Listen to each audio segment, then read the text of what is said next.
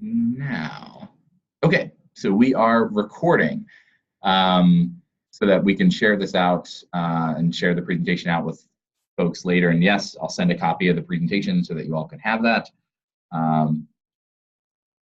But let's dive right in. So feel free to use the chat feature. If you have questions, I'll try to get to those as I can.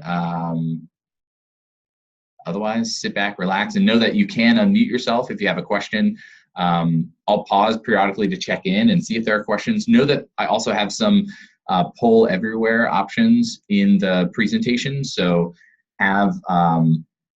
be ready to switch to your web browser to engage that way, or have your phone ready to participate by text. But there'll be information on the screen to participate there. All right. So I think that's all the housekeeping notes. Let's dive in. So again, this is part of a series, and we've covered some other elements of what are rubrics, how to design them, and today we're focusing on analysis, interpretation, and action.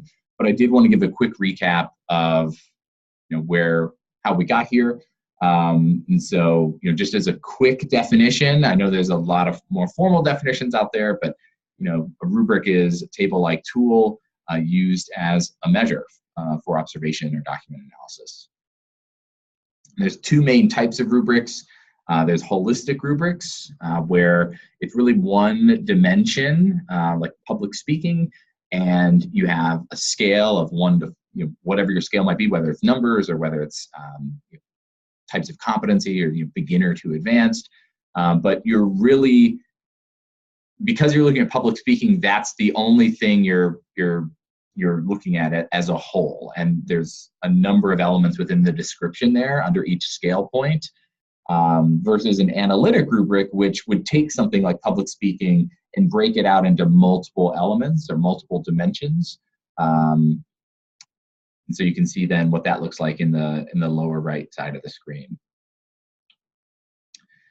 Some benefits to rubrics. I confess I love rubrics. They're my favorite tool because they're so multifaceted and have great byproducts and provide rich data. But you can see here some benefits to rubrics in terms of they can encourage collaboration among the folks that are using them, as well as between the evaluator and the student or the person being evaluated. It ensures some consistency and objectivity. It's useful for learning outcomes and program assessment and program curriculum improvement. It provides quantitative results, but qualitative descriptions to inform on that piece. And it's detailed but efficient, which is great. And so one of the things that we had covered in the last piece as well is this idea of testing and collecting data with your rubrics. And so once you have a rubric designed, you are encouraged to review and revise it as needed. And there actually exist meta rubrics, a rubric to evaluate a rubric, to make sure that you have the right information, as well as to ensure that it's set up and will give you the data that you're looking for. We also, in our last session, talked about really socializing your rubric as a way to norm and make sure that the language that you're using and the way you've broken down the content in the rubric is understood and that people are on the same page. And it's a great thing to do to make sure you're not just doing this among faculty or staff, but to also be doing this with your students, right? So if you're using this in the classroom, if you're using this for student observation, it's great to explain to them what it looks like and what they're going to be evaluated on and what these terms mean, because sometimes the language that we use, especially around learning outcomes, work for us and work for in our field, in our industry, to our assessment folks, to our accreditors, but then it's a foreign language to the students. And so helping them understand what this information means and what it looks like not only clarifies expectations for them, but also helps them better understand what skills and capacities they're gaining and that they should be able to demonstrate in the given intervention. And then when it comes to actually collecting the data, make sure the data collection method you're using is collecting the information you need. So If you want to be able to add comments or have commentary with your rubric, make sure there's an element for that, and not just the grid of the dimensions and the scale points, as well as consider what systems or technology you might utilize to collect that information. Or if people are doing it by hand or on paper, that's fine too, but be aware of how that's happening, so that if you need that data for program, course, college, or university level reporting, that you know how and where that data is collected in order to provide it to other people who might also be needing that data. And so just as another context setting piece, as we've been going through this process, is we've been primarily focusing the conversation around analytic rubrics, just because holistic rubrics can be a little tricky when you're trying to tease out specific elements of learning, whether that's a specific course or program learning outcome, or also being able to separate elements such as formatting, grammar, mechanics, which are important for a grade, but might not be the purpose of the learning that you're looking for the set intervention, or if you're looking from a particular programmatic lens. And to that point, we're positioning rubrics as specific to an intervention. So we're not necessarily talking about a specific intervention, so to speak, in terms of document analysis or a course assignment or student affairs area, observing or engaging with a student, but that it is at least specific to some intervention, which hopefully you all are from different areas of the university and have experience with rubrics or have ideas of how rubrics can be used. And so keep those things in mind as we look to dig in. So we've been using this model for the design and implementation and walking through these steps, and we covered 1 through 5 in the earlier sessions. So today we're focusing on analyzing the reporting. And really, when it comes to the analysis and reporting process, there's some sequential steps here in the process. One is examining the aggregate data. So this is assuming that your data is all coming in one aggregate bucket. Again, if you have the data more manually or individually oriented, then you might need to bring it together to look for some of those overall trends and what the overall learning looks like.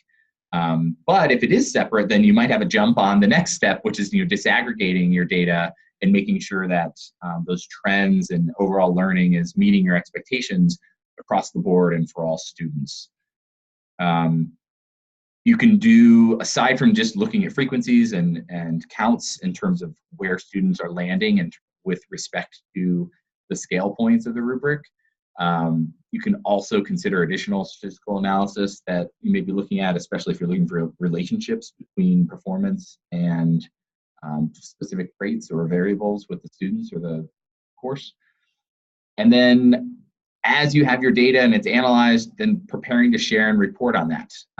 Doing some reflection, being intentional to interpret the information and not just look at the data and say whether it's meeting a target or not, and then passing that on, but taking the time to reflect and interpret what that means. Even if you're meeting your targets, there still might be some reflection worth sharing of, maybe you've made a change to the course recently, and so this is particularly pleasing. Or maybe, you're consistently meeting this target, and so it's worth sharing that in the future you should raise your target, or it's okay to now have higher expectations, or given the industry or the field in which your maybe the academic program is situated, and maybe they have new standards and new expectations, and so moving forward you might need to elevate your expectations or shift your assessment efforts to accommodate that in the future. And you can talk about that and situate your rubric data in relation to that as you're sharing that out. And we'll dig more into sharing as well. But in thinking about this process, we're going to break down each of these steps a little bit more. And so the aggregate data hopefully is not something that we need to spend really time on, because it's this general element around your data all being in one place and looking at it for trends. And a lot of folks are familiar with this with reporting on assessment data in general, is seeing what the averages are, or looking at percentages and differentiating information by scale level. So I wanted to talk about the kind of the next step, the mustard color there of, the disaggregate for traits and students. So it's important to recognize a few things that we know. We know that we have a responsibility to assess with diversity of students in mind, and this is something we should know because we know there are unequal results, and all students are not performing at the same level, and that is something that we should assume responsibility for in terms of if we're setting out to teach students and educate them and ensure they're learning, then we have this responsibility to do that for all students, not just the average or not just for certain populations. And because we know students learn and perform differently, they need supportive environments unique to them, and data can help inform where needs are not being met or how the students exactly are performing differently. And by having a focus on the students, that can be then a guiding priority to consider your method and your reporting when you have your data. And this is a great quote that I think speaks very well to this idea of the importance for data disaggregation, which is, why would we design assessment instruments or report even where we're not considering the uniqueness of students or the cultural relevance of populations that might help or hinder them? Why would we just look at it in one way, or just look at the overall trend or the overall average and discount potentially the students that are on the margins? It's actually those students that might be best for our attention. This other quote is thinking about how if we're just looking at, say, the bell curve and just looking at the average, if the average, even if they are meeting the target, well, then that means probably the population of interest are the people that are on the outskirts, the ones that are at the low end of the performing as well as the ones that are on the very high end of the performing, and what's going on there. And in seeing what story that's telling you in terms of student learning, as well as how students are engaging with and performing as a result of the given interventions. So again, thinking about this importance of disaggregation, the data outliers and the identity of those students may color our interpretation. So as we as practitioners are approaching the results that we're getting from these assessments, what biases might we have from the reporting end? What biases might we have from the presentation end? And those, there are some things there that you may not think about as bias, but thinking about, say, post-traditional adult learners, we know that they bring a lot of experience with them, and so some of the ways that they can best demonstrate their learning is by having the ability to incorporate some of their life experience into assignments, or to have flexibility in which the assignment is presented. And so in creating an intervention, are we taking that into consideration and allowing for somebody to, say, present an analysis of a business plan via paper, via presentation, via video, via creative work? If ultimately what we care about is the student's ability to evaluate a business plan, does it really matter the format with which that they're doing that? And are we, and whatever format we're committing to, is that discounting or hindering certain students?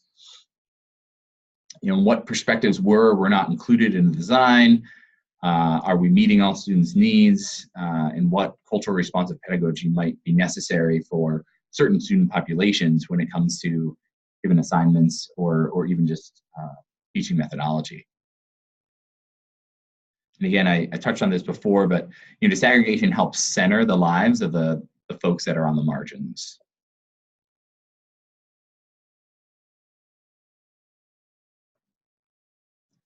So as we think about examining data, it's important to think about how you want to view the data and how the data might be needed. Are you going to be looking to report on mean, median, mode, from average? Are you looking for distribution across scores? Are you looking to look at results compared to expectations, targets, thresholds, and consider what comparisons you might make. So are you looking at data, like if this is from a class assignment, are you looking at course data from a single section? Are you going to be looking at data from multiple sections? Is this an assignment that all students are taking? Are you just going to sample for certain students or a specific sample size? Are there outcomes or content elements that run throughout projects within a given course or across courses? Are there scaffolded competencies or outcomes throughout a program that you might measure at different milestones or points in a program to see how students are learning throughout that cycle?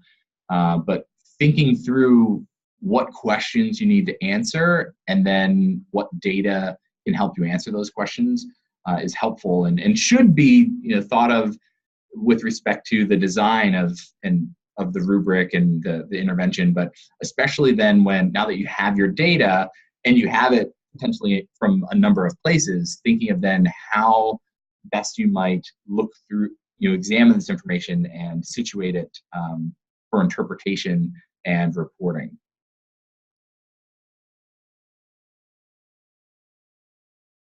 So yeah, consider the context of your rubric in relation to other assignments, because sometimes folks, if they see if student learning isn't happening or isn't meeting the expectations or their target, sometimes they think that it's a problem with that assignment or that project, which it could be, but it could also be a sign that the content where the student was maybe introduced or a concept was reinforced prior to this point, the learning didn't happen as it should have, and so then students get to this point and they're not prepared, or they don't have the ability to perform as well as expected. And so, knowing again what your rubric is based off of in terms of outcomes and how it might relate to other elements of the expected learning with the given intervention can be helpful.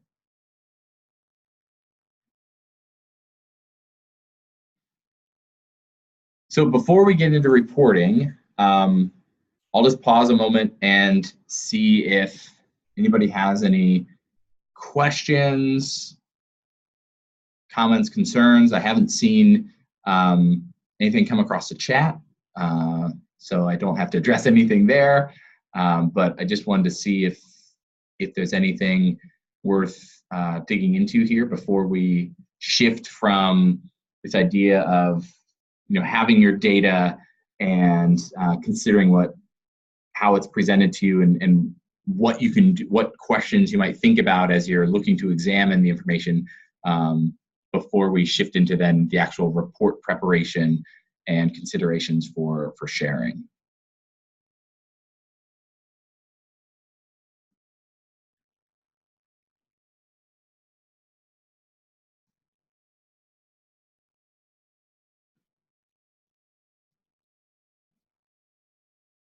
Okay, well, seeing and hearing none, I will continue forward. So in thinking about reporting, there's a lot of different ways you can report. And I know for me, one of the things that I coach folks on is what reporting means. And so to me, reporting is talking about what you did, talking about what you found, talking about what that means, and then talking about what you're going to do about it.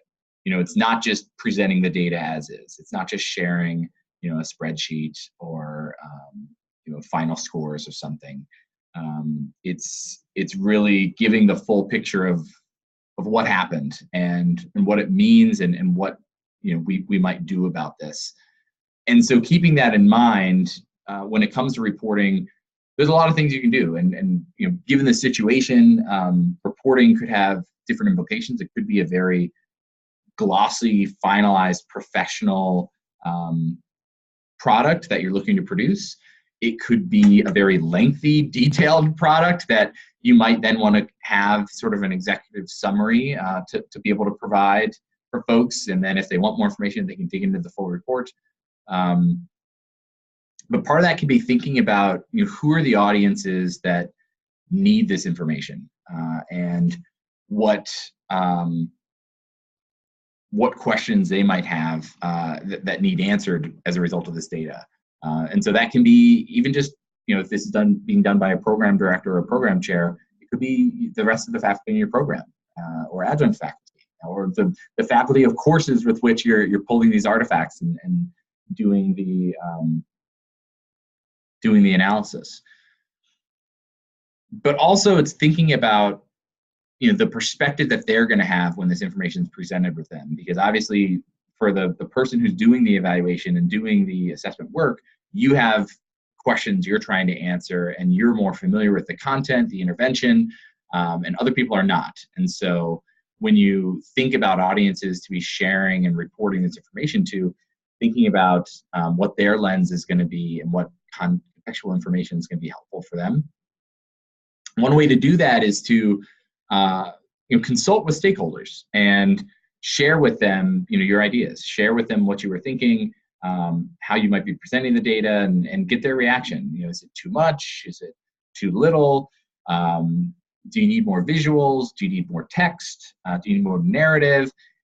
Is the language you're using going to make sense? Do you need to position it or contextualize it in relation to institutional strategy or to goals and strategy of the population you're sharing with?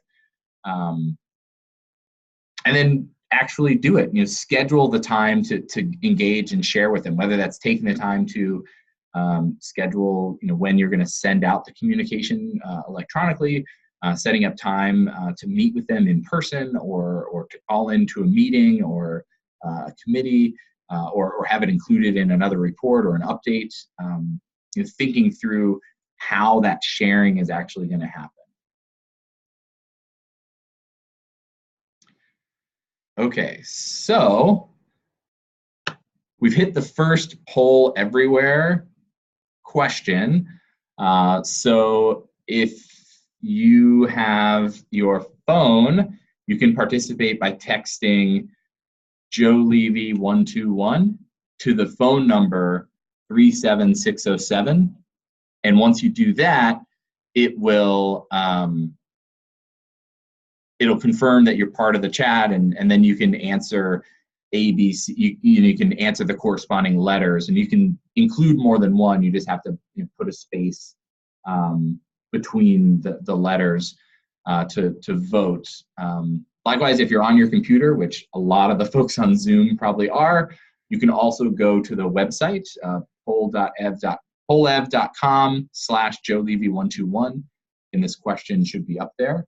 But the question is, what areas do you currently collaborate for assessment efforts? And so this includes planning, reporting, and sharing data. And so we're already starting to get some results. So I'll pause a moment and let those continue to trickle in. But hopefully you're able to participate, again, by phone or online.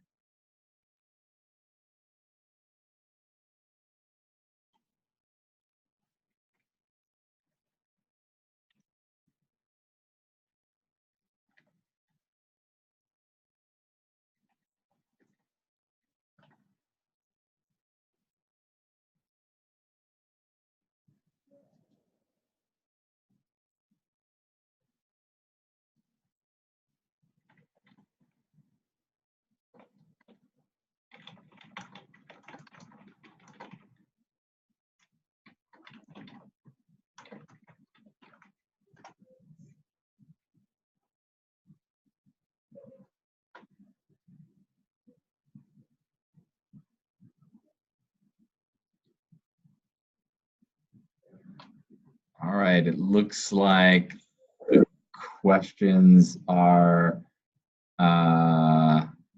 settled. Not seeing changes to the percentages here.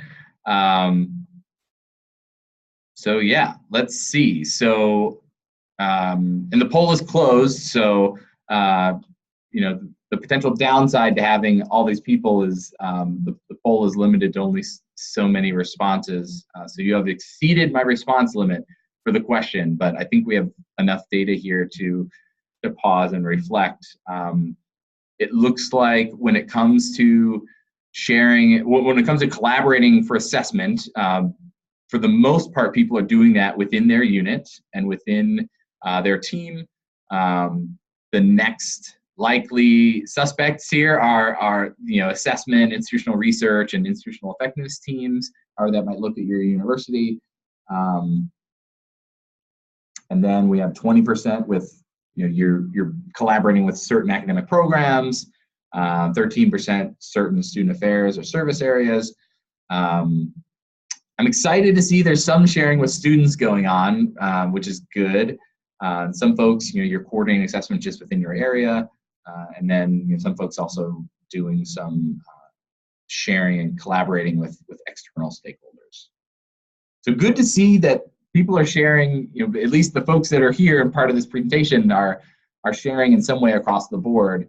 But hopefully this was also gets you thinking about what areas you might also collaborate with, and knowing that collaboration can just be, collaborating on planning or collaborating with the reporting process, having some support there, but also sharing the data and sharing this information with other people.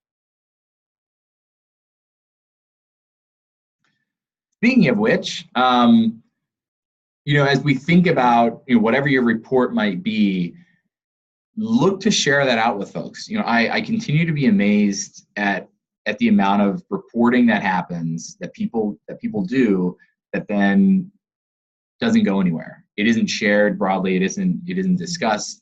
It just is done and then sort of put on a shelf or put aside. To me, that usually means that the process maybe wasn't as meaningful to them as perhaps it should have been, or that it could also be that maybe they're nervous about what the results are and how other people might react to them. But I think it's doing a disservice to the institution if we have this information about how students are learning and we're not sharing about that. I think it's also, and unfortunately students were one of the lowest categories of who we're collaborating with. It's also a disservice to the students. They are the population that, they are our number one stakeholder, but they're also our number one data provider, and yet they're, almost last in line of who we might be engaging with around assessment practices.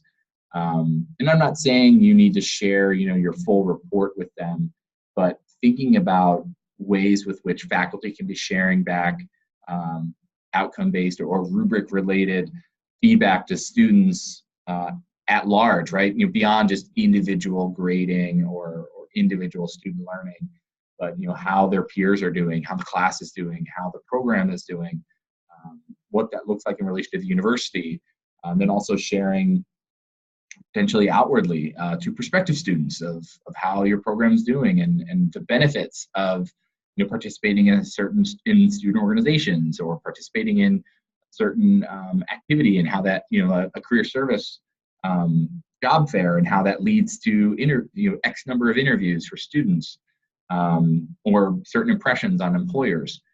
So I think sharing results is a very important part of the process that often doesn't get as much attention and effort put towards it as it should. But it really should, because again, thinking about how specifically with rubrics, how they can be collaborative, this can be a way to engage other collaborators, to let them know what the results are and what's happening, and if they have feedback, then showing them the intervention, showing them the tool, and getting them to think about what insights or thoughts they might have. And so that leads into this next slide of revisions and adjustments. So you have your data, you've analyzed it, you've interpreted it, you've reported on it, and as I said, at least in my mind, reporting also includes identifying potential actions to take and changes to make. And so thinking of what revisions might be needed or what adjustments. Did something happen in the data collection that you didn't expect? Did you not have as many artifacts as you had hoped? Was data not collected consistently from from all the scorers? You know, did certain faculty members not use the rubric that was, you know, part of the course or intended for the assignment? Were certain faculty members holdouts on an electronic system and they're doing things manually, and so that presents a bit of a barrier, and maybe you can try and smooth that out moving forward, or think of how to best anticipate that for the future. Were you off in any way of maybe the articulation of your outcome or the instrument itself that maybe needs adjusted? Were your targets, you know, as you think about comparing the actual results and what the targets were, or the expectations for learning, were you wildly high, or did you actually undersell or have lower expectations than what your students actually provided? And so in order to better align that and use the information so it best represents your expectations as well as student learning moving forward, do you need to make revisions to those targets?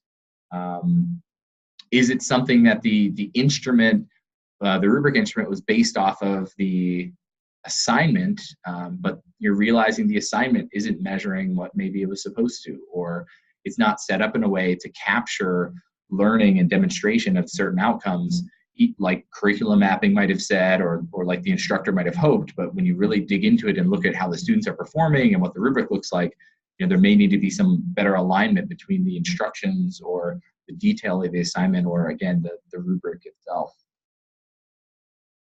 And again, like I said before, you could also identify potential issues or questions with learning that may require you to look back at other interventions and other parts of the student experience that may have you know, led them to where they are.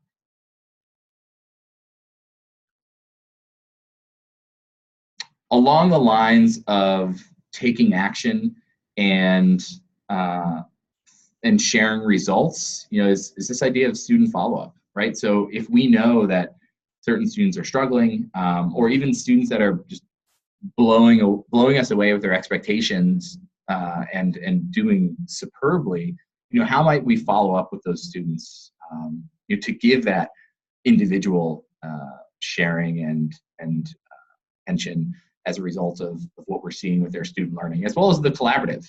You know, how might we, you know, share about certain student cohorts or populations, and what follow-up we can be doing, again, for praise or a supporting side, to better facilitate their learning as well as promote their continued success. So I pointed out before, and you saw a bit with the poll everywhere question, the types of areas that you could engage. And so I just want to point out, aside from your immediate area, you know, here are just all the potential stakeholders that you might consider. And this is just a quick list.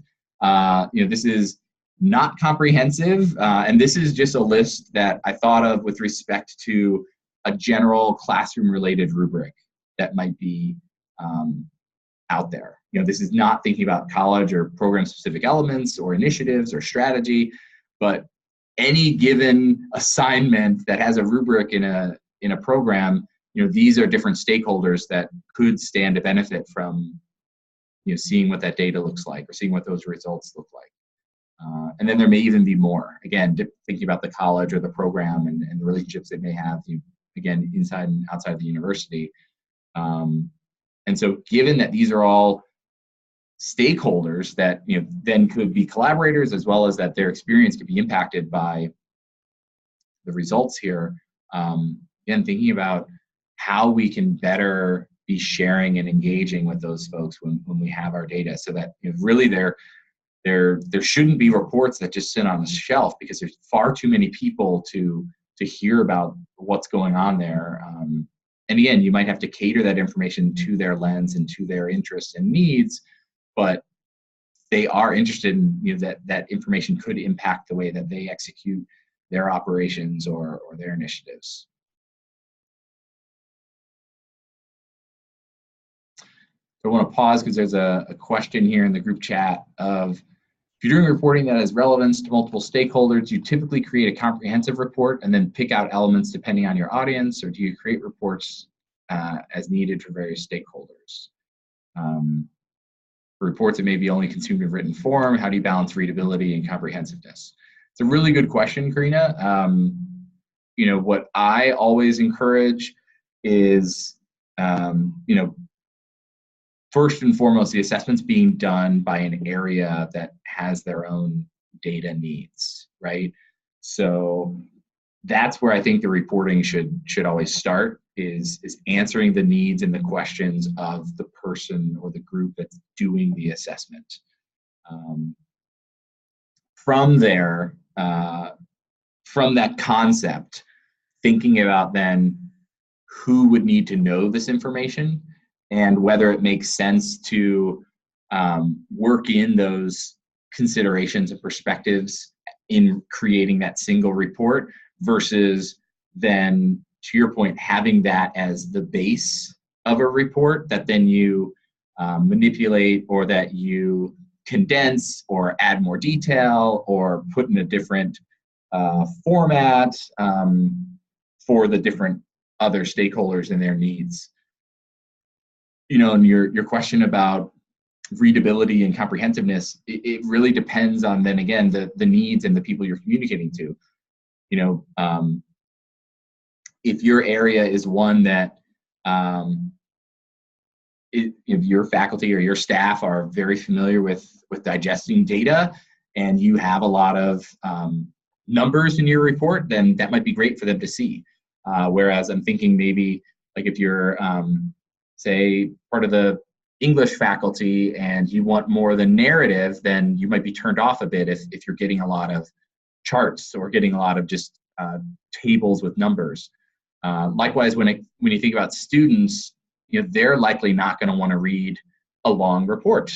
They might not even want to read a one-page report. So how can you catch their attention? Can you use different forms of media to share out your information? Could you create an infographic? And so it's bringing your content more to life with visuals and in an engaging way that can then also be shared through social media platforms that they might be spending more time on, or more likely to draw their attention than, say, just an email. Likewise, can you tease the data out? Can you tweet different statistics every now and then, or different results that they might care about to engage them on the topic? And that might work with other stakeholders too, like with faculty and staff, and maybe you can tease that information leading up to an upcoming meeting, or leading up to the next initiative or the next iteration of this class that's happening, or the intervention, and you're sharing this data from the last time to prime them for what happened then, and get them excited for what's going to happen this time around. I think it really depends, but as a starting point, I usually encourage folks to, the ones that are doing the assessment, to answer their questions and answer their needs. And then if they're acting on behalf of, directly on the behalf of a larger constituency or for a larger purpose, that they consider that as they do the report. But from there, once you have your base report and then you're thinking about who and how to share it, I think that's where you then are you're creating and sharing as needed to best meet those needs and attract their interest and attention, which could be written documents, it could be emails, it could be, again, like status posts on social media, it could be a video, it could be a recording, it could be a webinar where you're trying to attract information or share it with a larger population.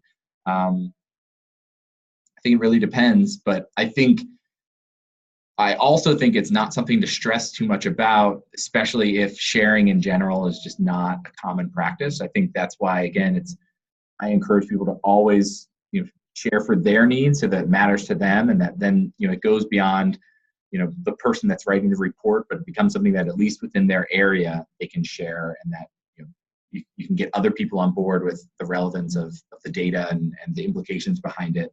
And then from there, thinking about the additional stakeholders.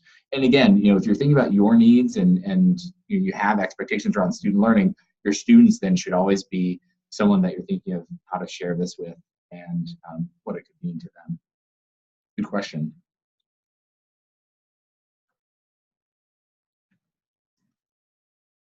So I have a new poll So again, if you participated by phone, you should just be able to open up that same text or chat stream and just insert the new letters. If you participated online, you might need to refresh the page, or you can enter the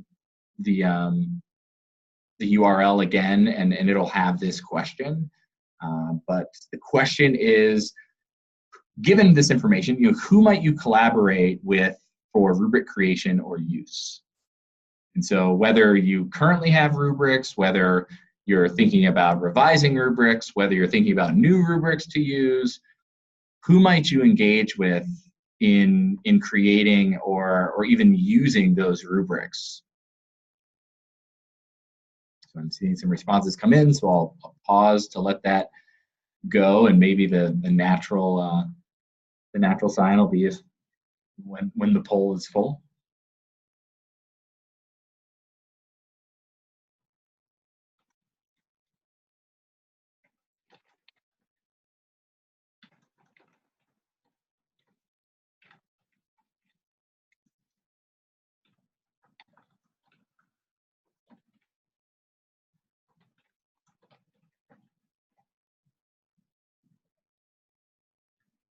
Okay, so the poll is full. Here's what we're looking at. So interestingly, when we asked before about collaborating for assessment, the biggest area was the larger unit. And so I'm happy to see that as folks think about collaboration, that they're thinking potentially beyond just their area and thinking of select other programs, as well as also love to hear folks wanting to reach out and thinking to collaborate with assessment, IR, and institutional effectiveness folks. They're a built-in resource that they are there to help. So I love seeing that folks indicate that they would look to collaborate with them. And then the next area is a larger unit, and then student affairs areas and external stakeholders and students. On the one piece that I would say with the students is it's not. I would say it's potentially more feasible than you think in terms of working with students for rubric creation and use. Likewise, there's a lot of great byproducts of doing that. Because again, the clearer students are of what's expected of them, as well as what they should be learning in the class, or what they should be demonstrating with a given assignment or intervention, it helps them think more intentionally about their then participation in that intervention or in that activity. And then also makes the end process that more meaningful when they get the results from the rubric, because they had a clear understanding of what was being asked of them beforehand and how they attempted to demonstrate it. And you can hopefully have some rich conversation and meaningful reflection on their performance, as opposed to a student potentially saying, well, I don't know why I got this grade, or you're being unfair. But if they have a clear understanding of what was expected of them and what different elements mean and how they fit together, and then how that relates to the given intervention, it just might smooth out that process and again afford some clearer and richer engagement there on the back end.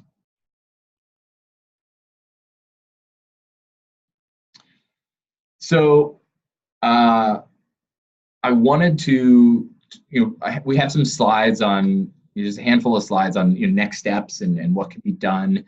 But I wanted to pause and see what questions, comments, thoughts folks had at this point in thinking about examining their data, putting it together for a report and sharing. If they have or challenges that they've faced, or that they want to see the potential collective wisdom of the group to offer up thoughts on. We have 40-some folks here, so I don't have to be the only one chatting, and folks can certainly share their thoughts and experiences via the chat, as well as without talking over one another, you can unmute yourself and also chime in, but wanted to see if there were reactions or thoughts worth sharing or putting out there.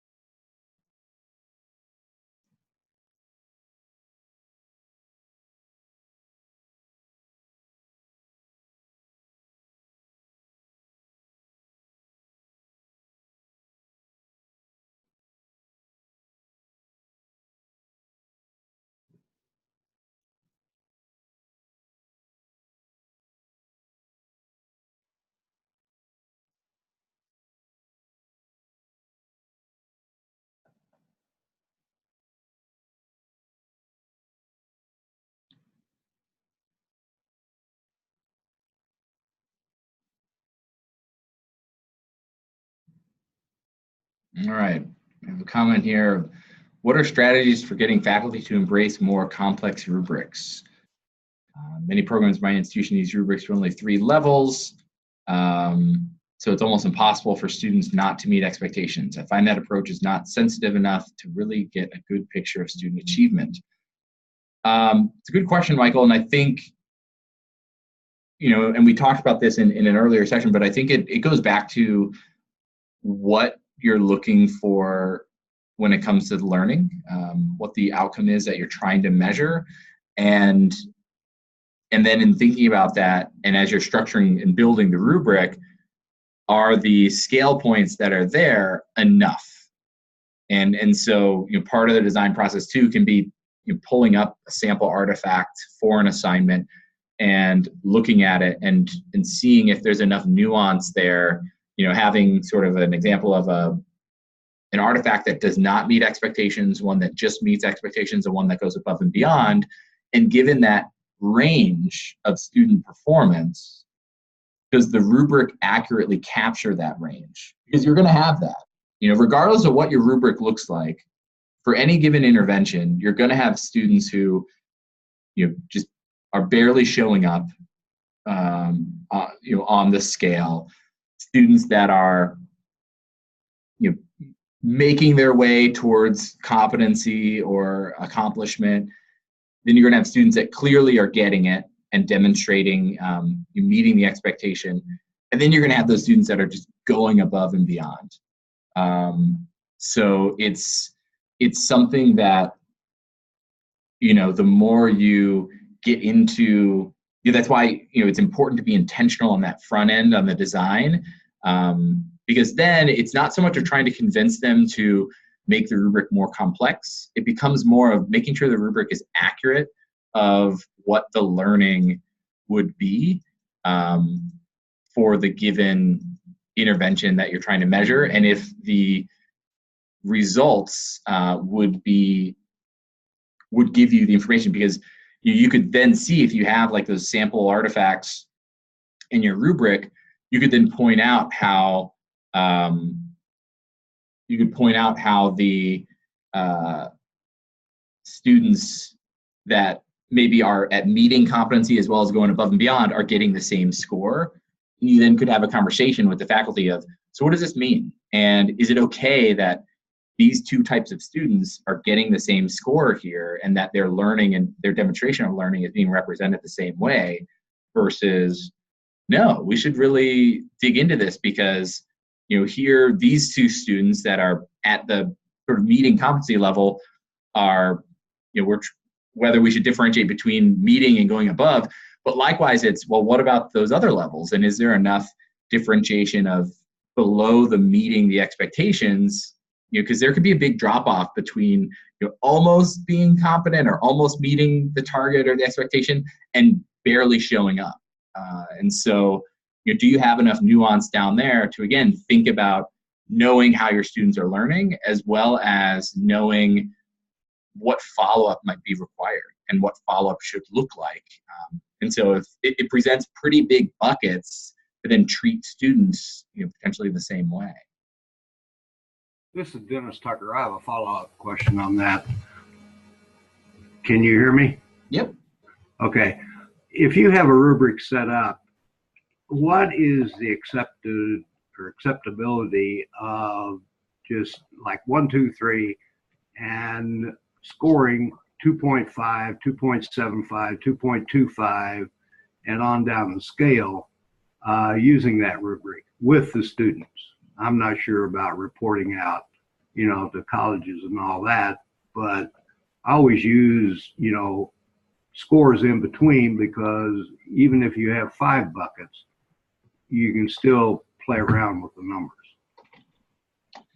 Yeah, I think that's where, you really try and encourage folks to land on a scale that is going to meet their needs, right? And that's where, when you try and go through the scoring and testing of the rubric, you think about, are we covering, is there enough differentiation between a 2 and a 3 in terms of what's written here that we could score a 2 or a 3, or are people really feeling compelled to have a 2.5? And I think that becomes then an institutional conversation of, I know, for example, at our institution, we have rubrics where you can click through the radio buttons and give the scale and give the scores, but then faculty members also have the ability to physically manipulate the score. And so even though there isn't a 2.5 option, they could incorporate that as the score for a particular dimension or in the overall score. And sometimes people do that, or they also might not include the 0.5, but they might then say in the comments that they're, like, this is why you didn't get a 3, but it's worth knowing you're more than just this base, score of a 2.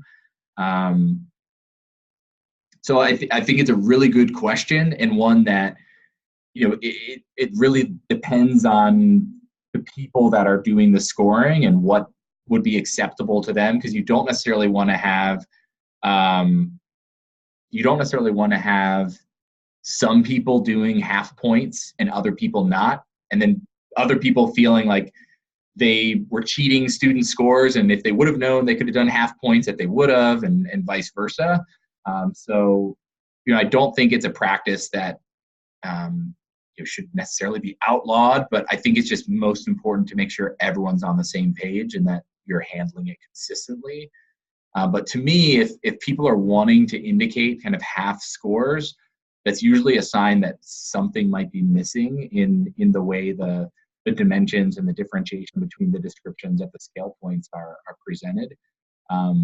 But again, you can't always be completely comprehensive, and sometimes you can't foresee all those nuances on the front end. So then thinking about, okay, so how should we handle this? Can we physically provide a half-point score?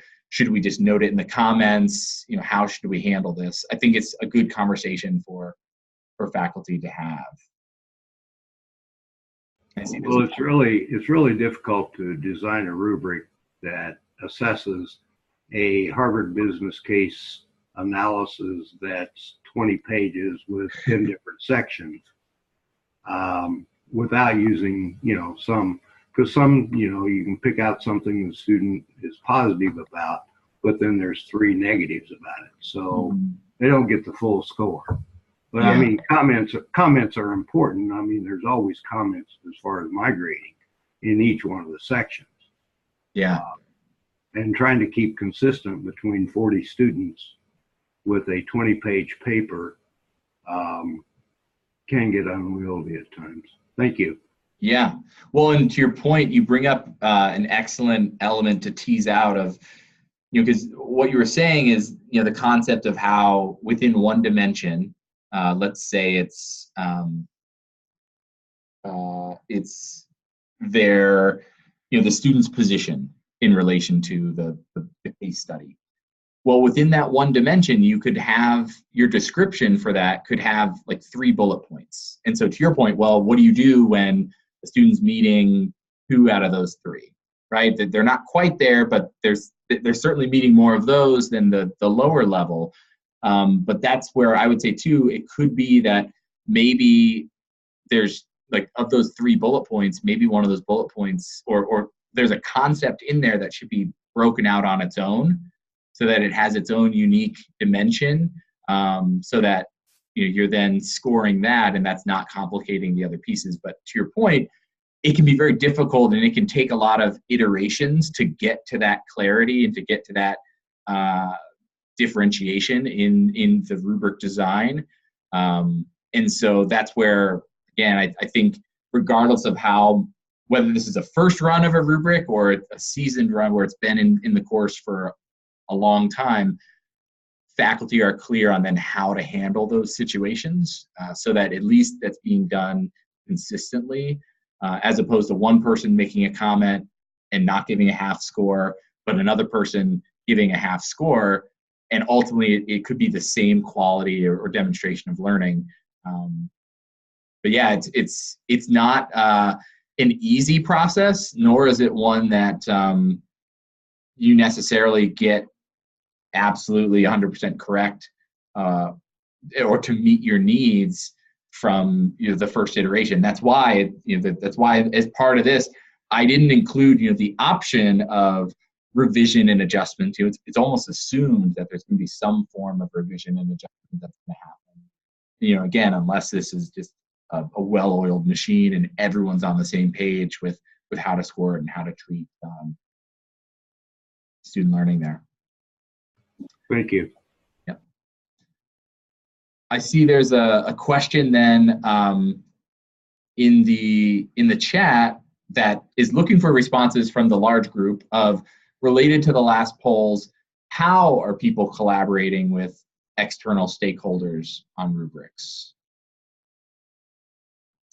And so there were, I believe it was 8% of respondents had said that they were collaborating with external stakeholders in using or creating rubrics. And so if anybody wants to chat or unmute themselves and share if they were one of the respondents, or even if you weren't and you just have ideas of what that might look like, that could be helpful to the person posing the question.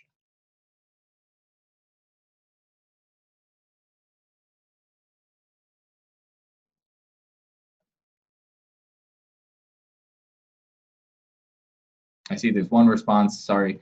Karina said that programs with external accreditation often include specific rubrics in their self-studies. And so that's a very defined collaboration of likely using that rubric that they provide to utilize in the scoring, as well as potentially creating rubrics with those external standards in mind, and getting feedback from those external entities as to whether that rubric will be appropriate.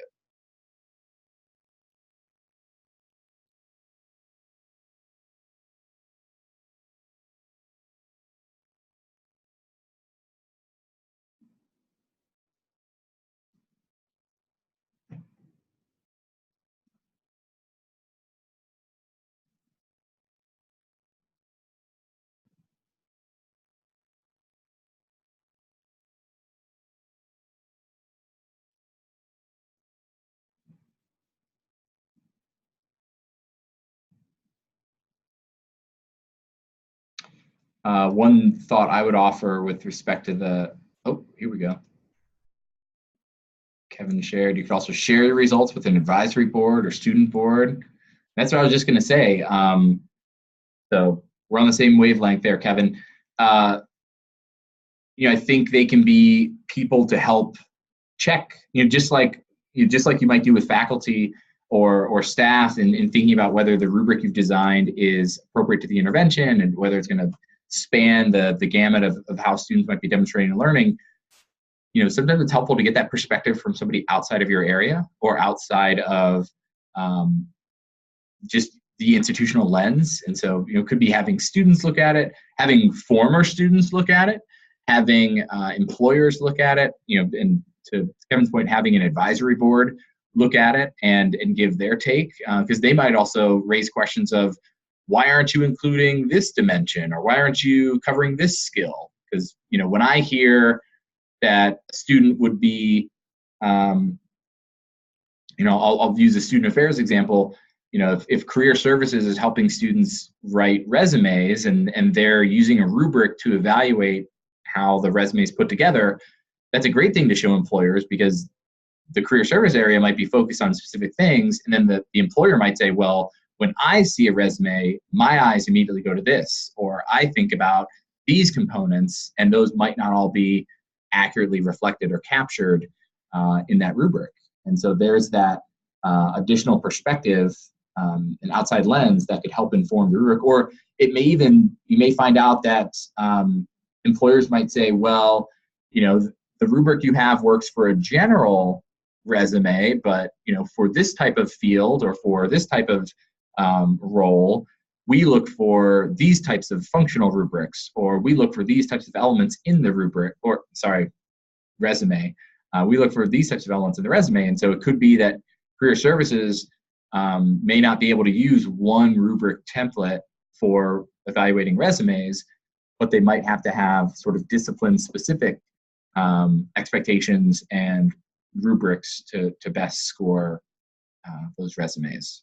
But they might not know that unless they're getting that direct feedback from employers and from different fields.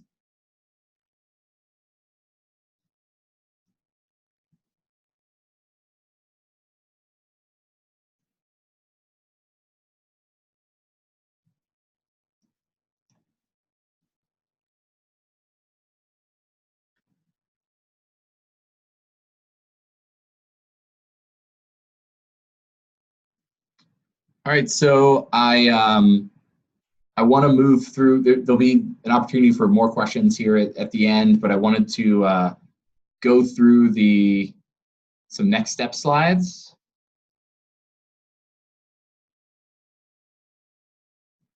So thinking about recommendations and opportunities for rubric use, we've started brainstorming, and hopefully you've been thinking of people you can partner with, as well as we talked through different considerations for preparing rubrics and developing rubrics, as well as reviewing and refining them. In thinking about the analysis, that can help, you can think about that on the front end of how you're going to use the data, as well as so that once you then are in that analysis and reporting phase, that next step, or you can plan for how to share and send out that data. As well as, maybe your rubrics are fine, but you're not necessarily sharing the data, and so, or you're not sharing it with enough stakeholders who could have an interest there. So thinking about additional stakeholders or other people that you might want to engage with the topic and the results can help you then, as you come up to the next intervention or come up to your next reporting cycle, and look to share the information.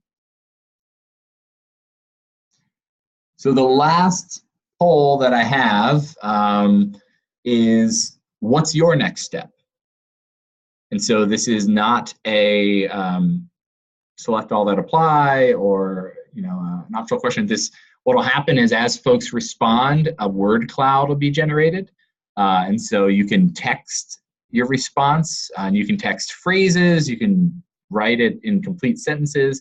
Same thing if you're responding online. As responses come in, the reporting view that you see, it'll start pulling out the major themes or the big words and create a nice little word cloud. And so then it should be easy to see what themes folks are looking at, which, it might be that you're going to create new rubrics, or you're going to refine rubrics, or you're going to identify people to collaborate with, or you're going to identify new stakeholders, or do more sharing of data, sharing of results.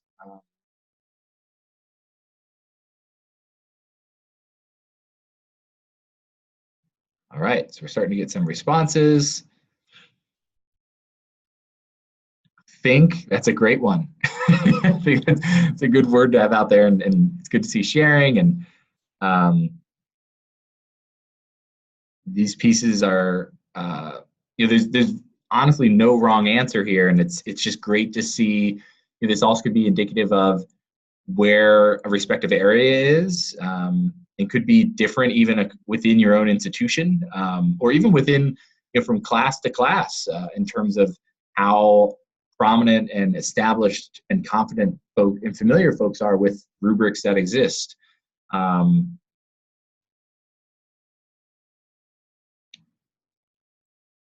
It's good to see some language here around coordination, as well as identifying specific populations and sharing, refining.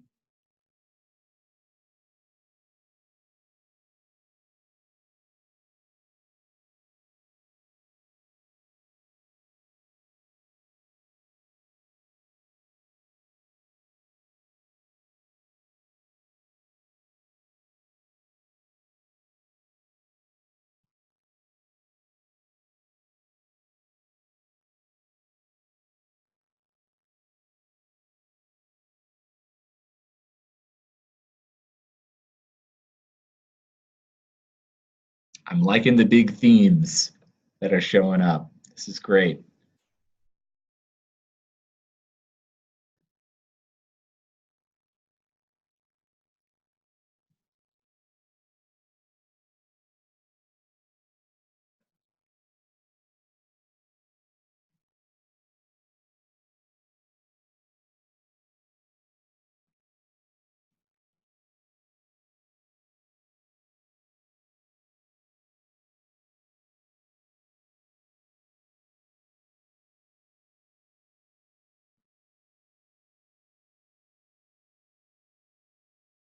Okay.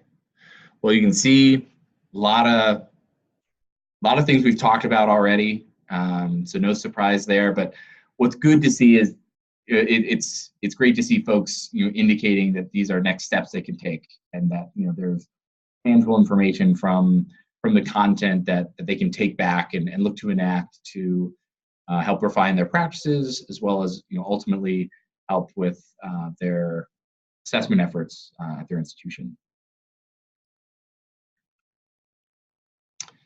So I just wanted to share some resources. This slide was initially created with our internal folks in mind, but know that for all the folks who registered for the session today, I'll include the PowerPoints from the first two parts so that you have those, as well as the PowerPoint for this session. I'll also work to upload the recording and share that link out, so that if you want to share or pass that along, or have other people look to engage with that, they'll be able to. I also want to point out a few quick other resources. This spring, Linda Susky put out a quick blog on what might constitute a rubric. And then in parallel to this professional development series, I had blogs on the wonder of rubrics. And so part one, and it very much mirrors these PowerPoint sessions we've had. And so part one is an overview of what are rubrics. Part two really gets into how to develop a rubric in 5 specific steps. And then, in relation to this session, part 3 is how to turn results into action.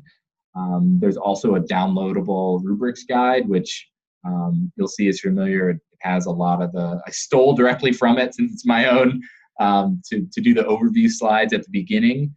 But I wanted to point these out since they're pretty short and digestible elements around this content, in case folks don't want to sit and watch over an hour of a webinar, or in case folks just engage better with a narrative description of a topic, as opposed to going through PowerPoint slides. And then for folks who want more scholarly resources, here's some books and articles that also get at rubrics, which are good resources to keep in mind.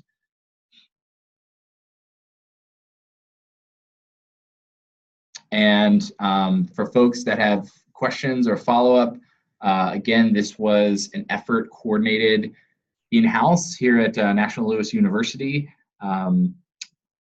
And again, I'm Joe Levy, the Executive Director of Assessment and Accreditation.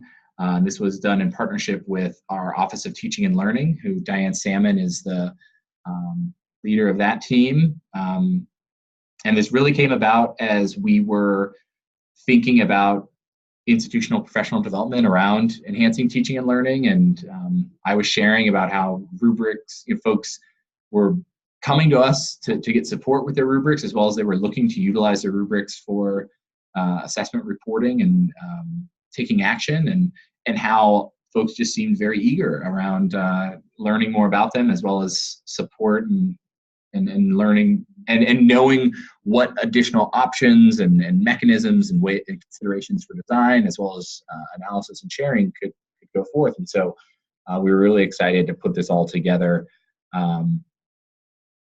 and execute throughout this year.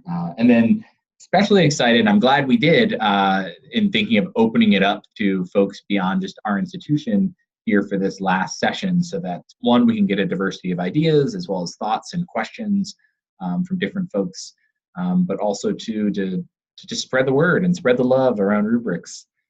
So hopefully this has been helpful.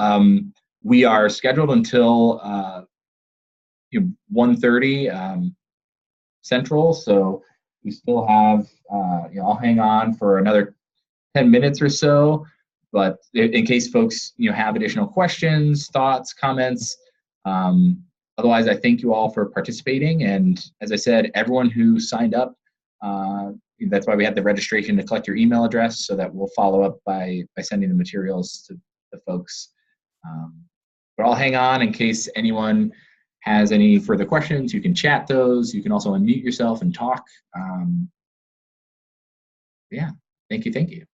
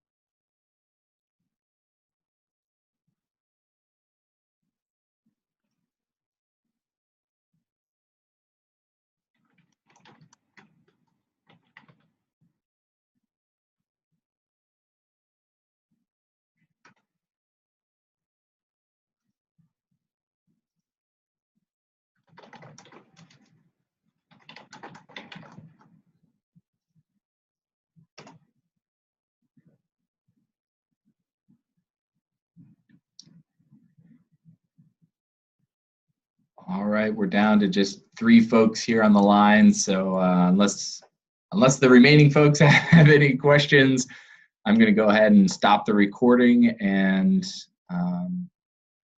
look to end the meeting. But I'll stop the recording, but still happy to hang on now that it's a much smaller crowd, if any of the remaining people have any questions.